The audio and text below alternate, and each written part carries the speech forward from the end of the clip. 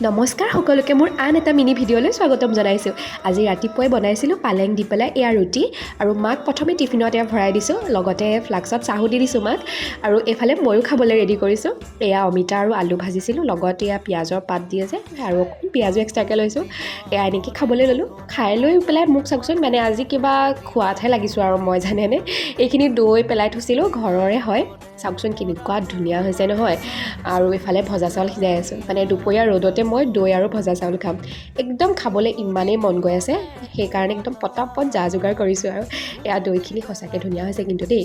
আৰু আচলতে আৰু এদিন ৰখা হ'লে চাগে আৰু ভাল হ'ল হয়। ঠাণ্ডা দিনত দৈটো হ'বলৈ অকণ টাইম লাগে ন, আমি চাগে তিনিদিন মানে থ'লোঁ নেকি, সেইকাৰণে এনেকুৱা হ'ল, অকণমান পাতল হৈছে। লগত এয়া লৈ লৈছোঁ গুড়ৰ পাউডাৰ আৰু এইফালে লৈ লৈছোঁ এটা মিঠাই। একদম ধুনীয়াকৈ আৰু ৰ'দত বহি এয়া মই জুতি লৈ আছোঁ। আপোনালোকে বাৰু এনেকৈ খায়নে? সঁচাকৈ দেই, অসমীয়াৰ থলুৱা জলপানৰ জুতিয়ে সুকীয়া। তাৰপিছত একদম ডাইৰেক্ট আহি আকৌ মই সন্ধিয়া পালোঁ, মাজৰ সময়খিনি থাকিয়ে গ'ল আৰু। সন্ধিয়া ভাবিলোঁ যিহেতু বতৰটো ঠাণ্ডা, কিবা এটা বনাই খোৱা যাওক। ঘৰত ব্ৰেড আছিলে, গতিকে ভাবিলোঁ ব্ৰেড দি পেলাই কিবা এটা কৰি খাওঁ। সেইকাৰণে এয়া পিঁয়াজ আলু গোটেইখিনি এনেকৈ ধুনীয়াকৈ মই আলুটোৰ পিহনাখনত এনেকৈ পিহি ল'লোঁ। তাৰপিছত ব্ৰেডৰ এই কাষৰকেইটা আঁতৰাই লৈছোঁ। লৈ পেলাই ইয়াত মই ব্ৰেডখিনি ভাঙি পেলাই দি দিম। আৰু এই কাষৰখিনিয়ে যে মই ব্ৰেড ক্ৰাম্পছ বুলি কয় যে, সেইখিনি গুড়ি কৰি ল'ম মানে। আৰু ট্ৰাই কৰিছোঁ ইউটিউবত চাইহে পিছে দেই।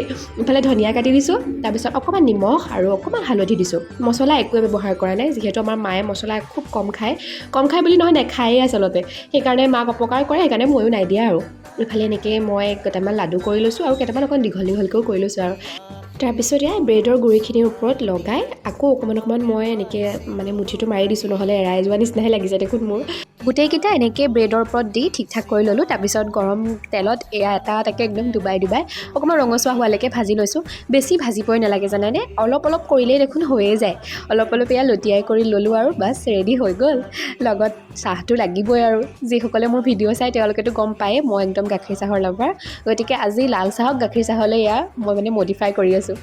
প্ৰথমে চাহকণ বনাই লৈ তাৰপিছত গাখীৰ ঢালি দিছোঁ। এয়া খাবলৈ লাগি গ'লোঁ এতিয়া। আজিলৈ আহিছোঁ পিছে দেই, বাই বাই। আকৌ বেলেগ এটা ভিডিঅ'ত লগ পাম।